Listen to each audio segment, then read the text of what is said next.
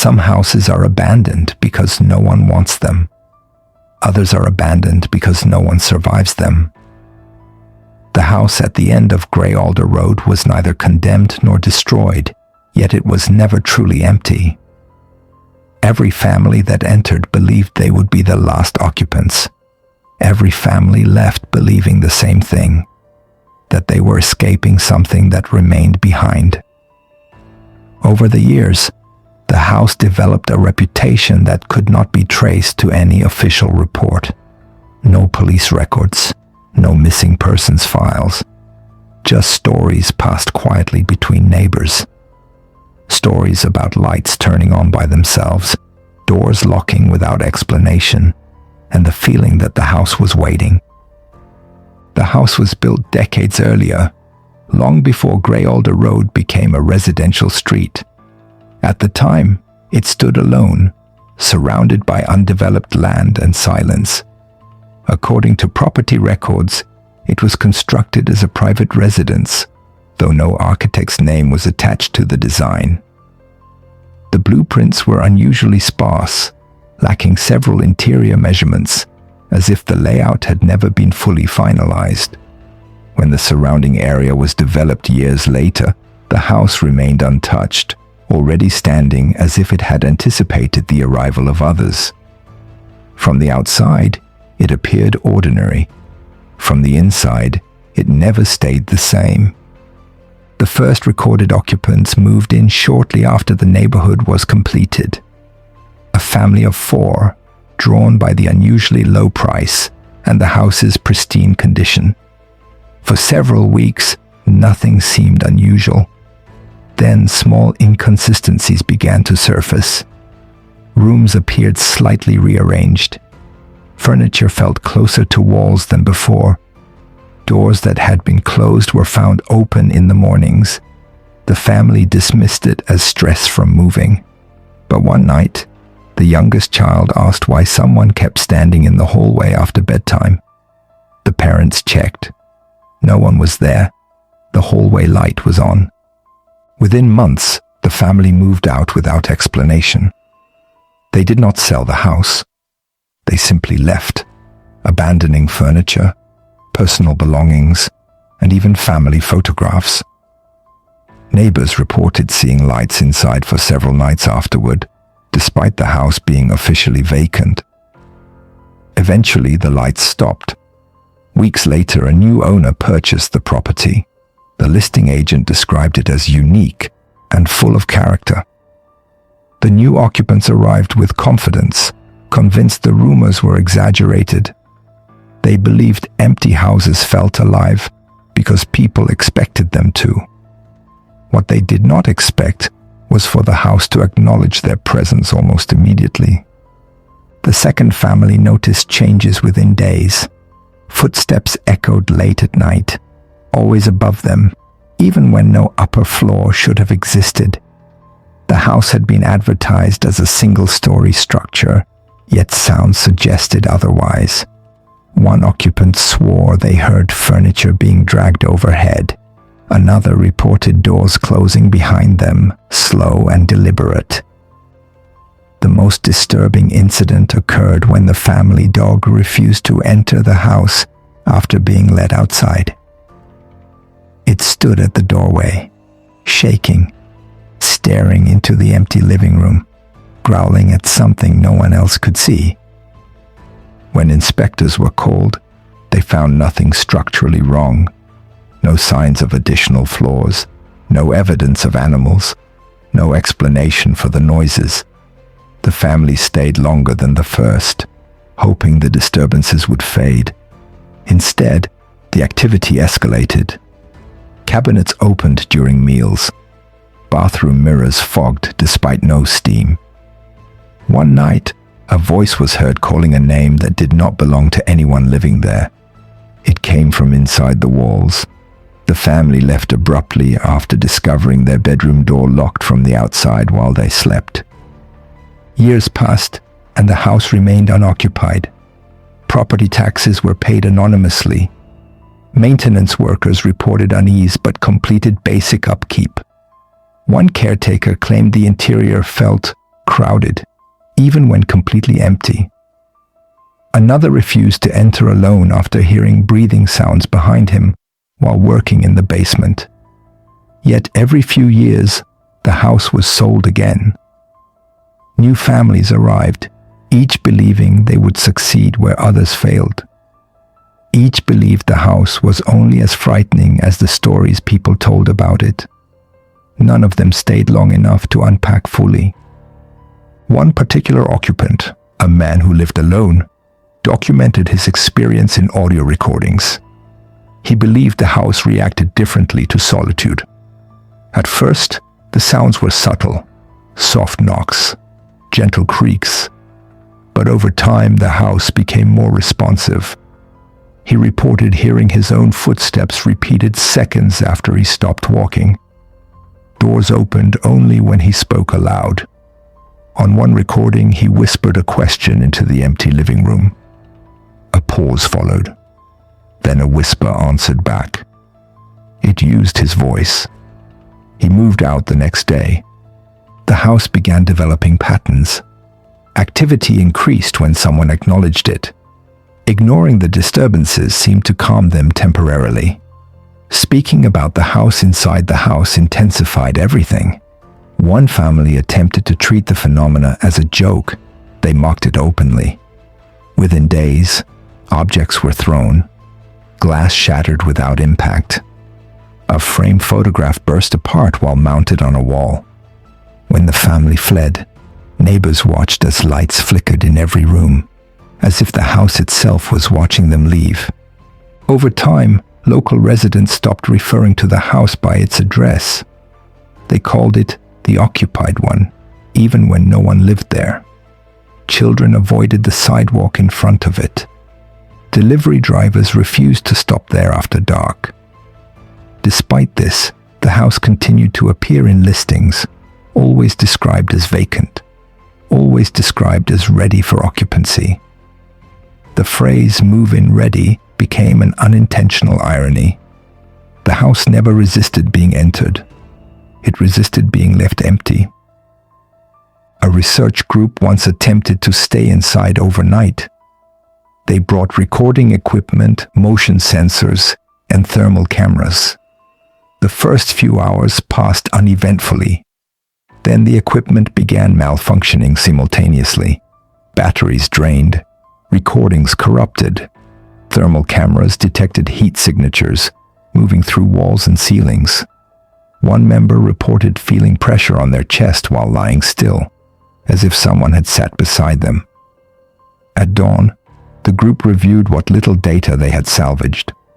One audio file contained low murmuring that did not match any known language. The most disturbing aspect of the house was not the activity itself, but its consistency. The phenomena followed a pattern of escalation, as though the house needed time to learn its occupants. It observed habits, mimicked voices, anticipated movements. Some believed the house wasn't haunted, but occupied by something that adapted. Others believed the house itself was conscious, that it wasn't sheltering something, but acting as something, a structure that had learned how to behave like a place people belonged, without understanding how to let them go. Former occupants shared similar experiences despite never meeting each other. Hallway lights turning on at exactly 3:17 a.m. Doors opening inward, never outward. Footsteps stopping outside bedroom doors.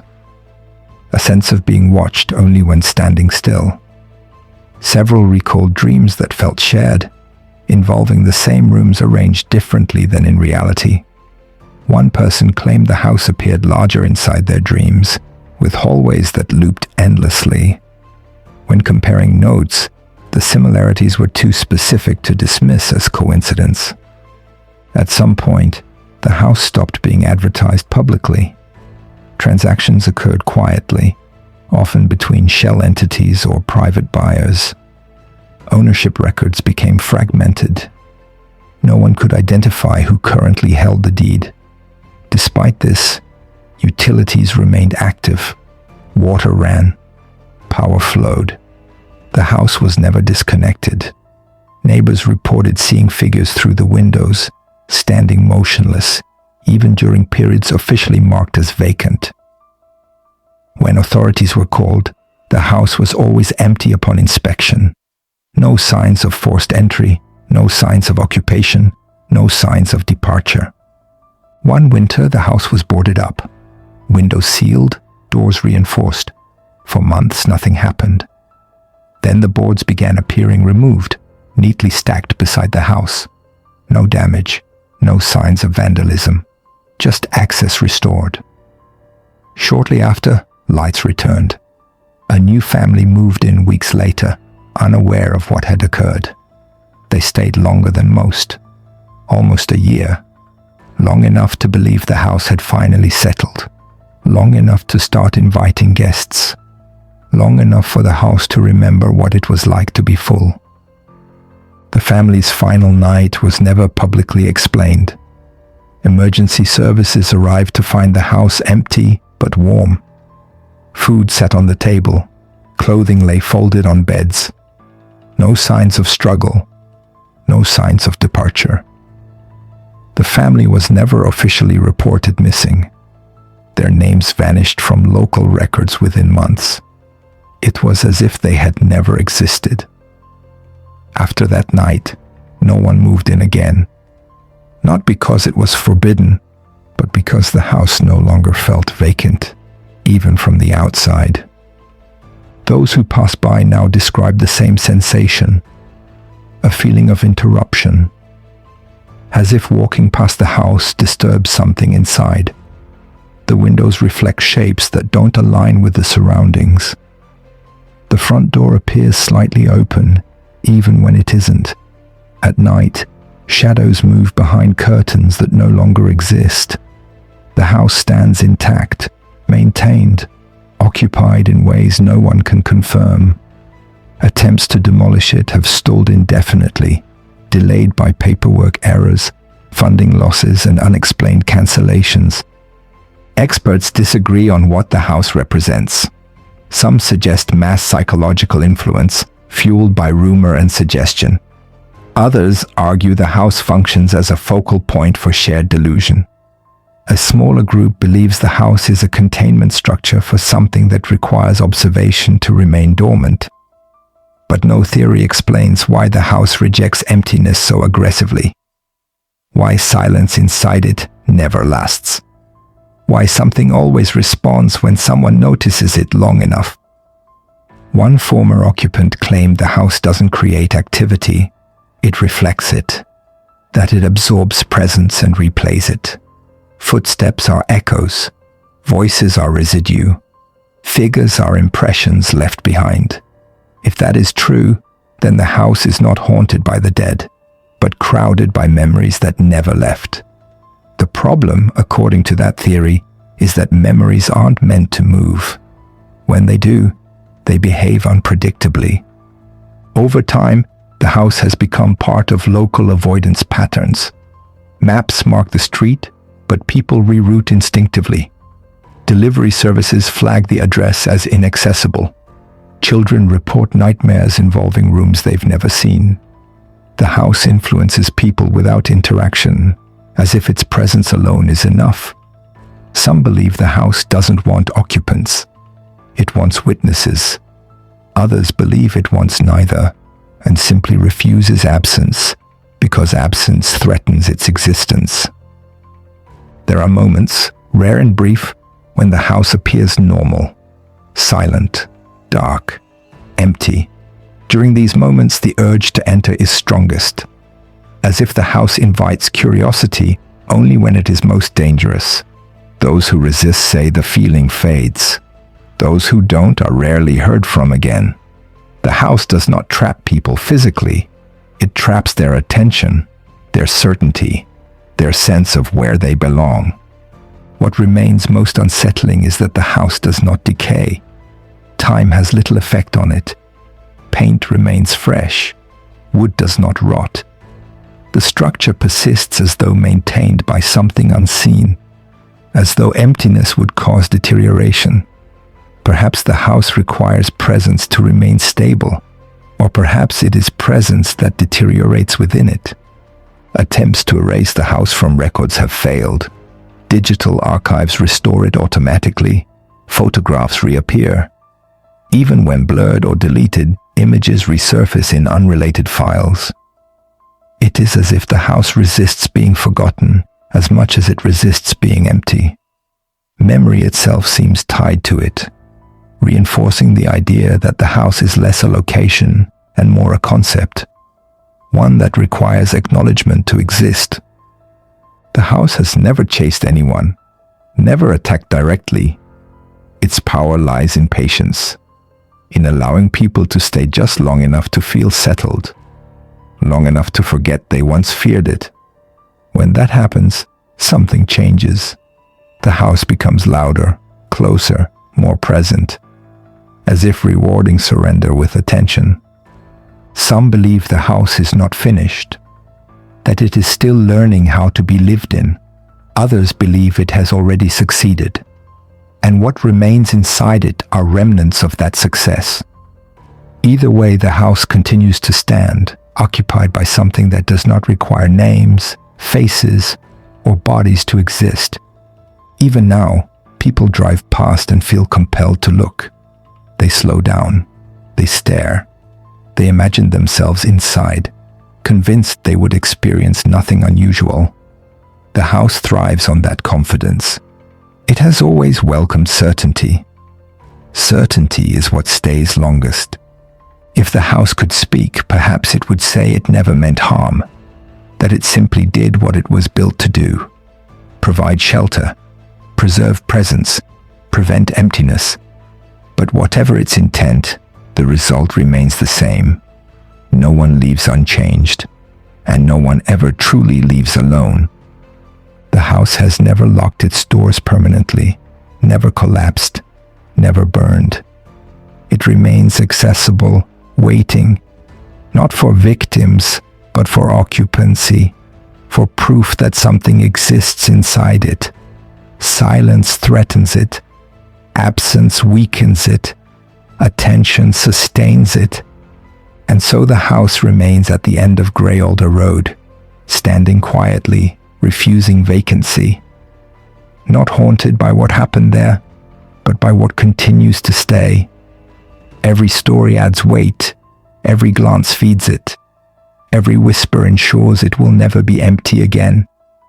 Some houses are abandoned. Some are avoided. This one is remembered.